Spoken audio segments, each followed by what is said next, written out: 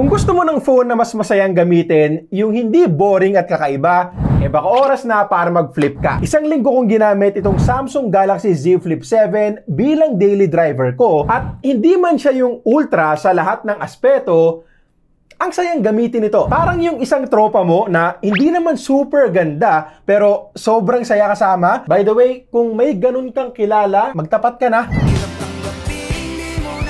Now, alam naman natin na yung ganitong mga high-end phones, may presyo din syempre. 70,990 to 78,990 pesos yung SRP. Pero kung hindi pa sapat yung budget mo sa ngayon, huwag ka munang mag-congressman dahil pwede namang hulugan sa home credit. Bale, pwede natin itong i-avail sa kanila hanggang 24 months na installment for as low as 2,219 pesos per month. Marami rin silang partner stores, so check nyo na lang din dyan kung anong meron sa lugar nyo. At ilalagay ko na lang din yung link sa description para ma-download nyo yung home credit app para makapag-avail kayo ng installment at para na rin sa mas marami pang deals. Okay, so start muna tayo sa design, build, at kung ano yung mga pwede mong gawin kapag naka-flip phone ka. Ito muna yung mga colors na available this year at bida nga dyan itong dark blue. Ganda naman kasi talaga ng kulay. Actually, sabi ko rin nung nakaraan na sana meron din ganitong kulay sa S25 Ultra. S25 and S25 Plus lang kasi yung meron last time and favorite color ko rin kasi. Premium build pa rin, glass back, metal frame, Corning Gorilla Glass Victus para sa cover display, IP48 rated for dust and water resistance, and mas matibay pa yung hinge na gamit ngayon na lagi rin naman nilang sinasabi or ina-upgrade taon-taon. Kaya niyang magstay sa halos lahat ng anggulo na gusto mo. Rated din daw to for more than 200,000 folds. So, kahit i-fold mo siya ng 100 beses kada araw, tatagal pa rin ng mahigit 5 taon. Pero ang best upgrade talaga sa design nito ngayon ay itong cover screen. Ito yung unang flip ng Samsung hanggang Galaxy Z Flip 6. At ito na nga yung sa latest Z Flip 7. Mas malaki, mas buo na ngayon. At hindi naman Samsung ang unang gumawa nito.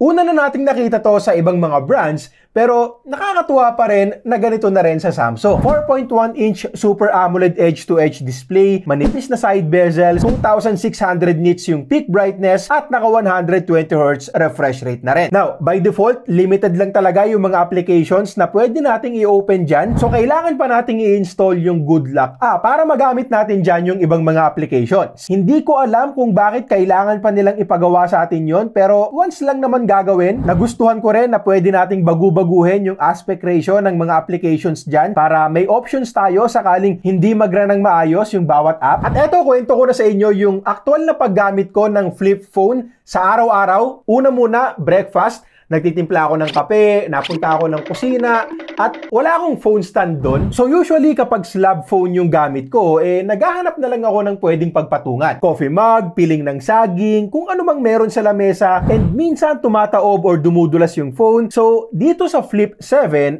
wala nang ganon kasi ifo-fold ko lang ng konti at nakatayo na siya. Well, yes, mas maliit kasi kalahati na lang yung screen kapag nakaganyan. Actually, yung anak ko nga, nung kumakain kami sa labas, nanonood siya ng Ryan's Toy World yata yun. At hindi siya nakatiis, full screen niya yung pinapanood niya. Napatayo ko rin naman kahit na naka full screen. Finold ko lang ng konti tapos ganito yung pwesto. So hindi siya perfect pero panalo pa rin sa mga pagkakataon na wala akong dalang phone stand. Pero ang pinakamagandang edge talaga kapag naka flip phone ka ay yung pag-take ng selfie gamit ang main camera. Sa totoo lang, kung hindi ko kailangan magpakita ng sample photo sa inyo gamit yung punch hole selfie camera, hindi ko to gagamitin. Kasi every time na magsi-selfie ako, sobrang dali lang gamit yung main cam. Bunot ng phone sa bulsa, double press ng power button, and makakakuha na ako ng selfie gamit yung main cam or kahit gamit yung ultra-wide camera kung kinakailangan. Sobrang dali, sobrang bilis lang makakuha ng good quality selfies, and syempre ganun din sa videos. Nakakatuwa nga kasi kahit indoors, isang bumbilya lang yung gamit namin, nakakakuha pa rin ako ng good quality videos para sa mga simpleng kulitan dahil nga main camera yung gamit ko. Pwede rin tayong makapag-shoot ng photos or videos ng walang tripod, fold mo lang ng ganito tapos hand gesture na lang. Very convenient lalo na kung solo ka. Magtapat ka na nga kasi para hindi ka na solo.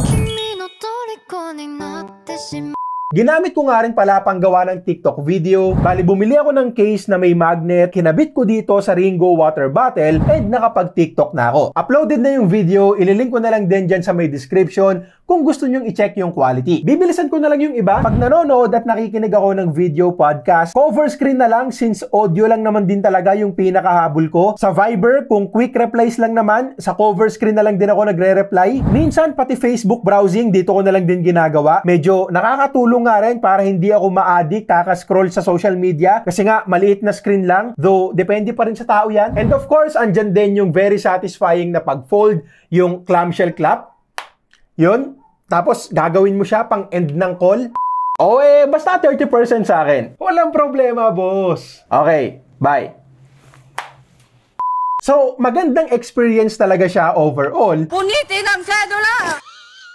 All, pero take note lang din na hindi siya perfect. May mga applications na hindi pa rin magandang i-run sa cover screen, like dito sa Grab, compress talaga so ina-unfold ko pa. Take note din na kapag typing tayo sa cover screen, Samsung keyboard lang yung pwede dyan, hindi gagana yung Gboard kahit na in-enable ko na yan sa Good Luck app. Limited lang din yung nakalagay dito sa quick settings, so pag wala dyan yung gusto kong gawin, like kapag gabi, gusto kong i-enable yung extra dim, ina-unfold ko pa rin. Diretso na natin sa main display yung usapan. Magandang display din to, 6.9-inch Dynamic AMOLED, Full HD Plus resolution, and 120Hz na refresh rate din yan. Yung crease, hindi na rin talaga halata kapag gamit mo na unless hahanapin mo talaga. So, solid to for watching contents. Ganda ng kulay. Good sounding speakers din. Naka-dual speakers. Gamit ko pang node-node ng anime. Malakas. Hindi lang talaga ka-level ng S25 Ultra, syempre. Social media browsing, very smooth din. Take note na medyo mahaba pa rin siya kumpara sa mga typical slab phones natin na hindi naman naging issue sa akin, may konting paninibago lang. Haptic feedback is also good, masarap mag-type dito, malutong, at tulad ng cover display, maliwanag at visible pa rin yan kahit nagamit ko outdoors. Sa usapang performance naman, gamit dito yung 3nm Exynos 2500 chip ng Samsung. 12 gigs of RAM and hanggang 512 GB yung storage. Now, alam ko na karamihan sa atin at kahit ako, sana Snapdragon 8 Elite chipset na lang yung ginamit. Mas malakas, mas mataas yung score sa benchmarks, mas okay for gaming.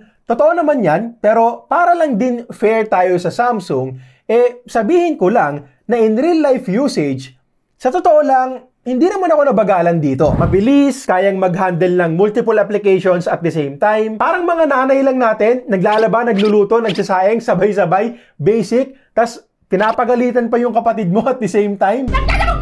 Yung pag-open ng mga applications, saglitan lang din. Yung pag-switch from one app to another, okay din. So kung hindi ka naman gamer or kung hindi ka gumagamit ng mabibigat na applications, hindi ka kukulangin dito. Software support, sobrang panalo din. 7 years na security patches at 7 major Android upgrades din yung pangako nila. Bale, hanggang 2032 yan or Android 23. By that time, baka pati ikaw, Android ka na rin. And supported nga rin pala yung Samsung DeX para sa mga gustong gamitin to ng naka-desktop mode with external displays. So, ang downside lang talaga para sa akin ay yung pag-init.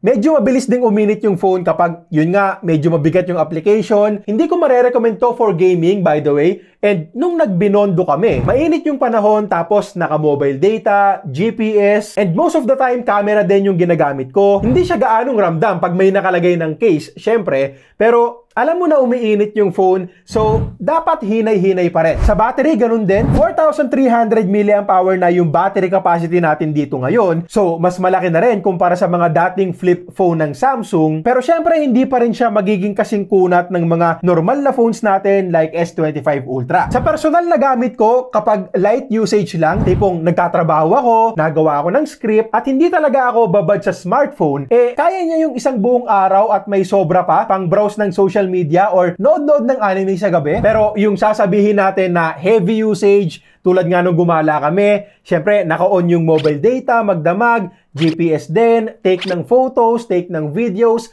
camera.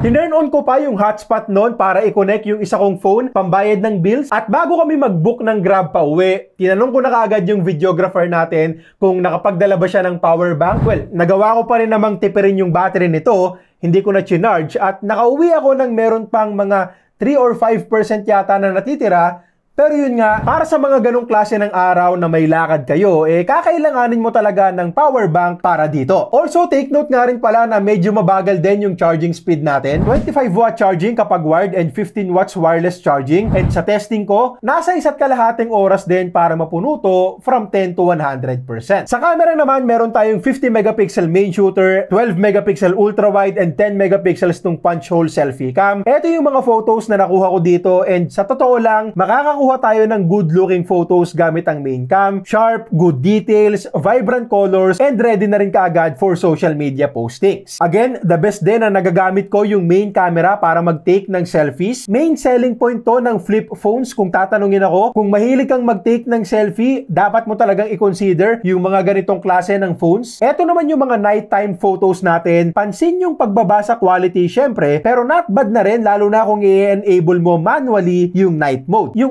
ultra-wide ang hindi kagandahan para sa akin. Andun lang tayo sa level na pwede na. Ito naman yung quality ng selfie cam, and sabi ko nga kanina, bihira mo lang talaga magagamit yan sa ganitong klase ng phone. Most of the time, main camera ang gagamitin mo. At para naman sa videos, pwede tayong mag-record hanggang 4K 60 FPS. Maganda rin yung mga videos na nakuha ko. Stable din naman. Mention ko nga lang sa inyo na nung nag-try ako mag-record at 4K 60 nang naka-fold, after around 9 minutes, uminit na yung phone at naging laggy na yung dulo ng video. So, hindi advisable yung matagalang recording at 4K 60 FPS, and hindi ko naman yun na-experience nung ginamit ko lang at 4K 30.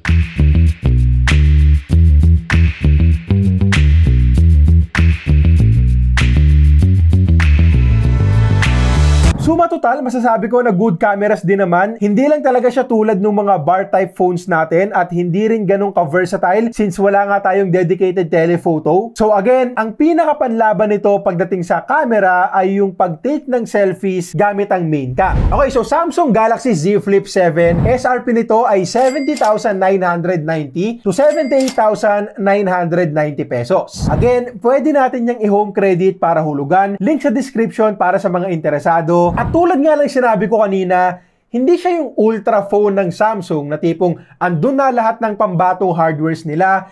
Hindi siya yung pinaka sa battery, hindi siya yung pinaka sa performance or pinaka sa camera. Pero kung gusto mong maiba, lalo na kung first time mong mag-flip, gusto mo ng ibang experience naman sa paggamit mo ng phone, para sa akin, hinog na ang mga foldables. Ito na yung mas kumpletong flip na inaantay natin. So kung matatanggap mo yung mga drawbacks, dahil ikasasaya mo naman yung mga bagay na pwede mong gawin sa ganitong klase ng phone, eto na yon.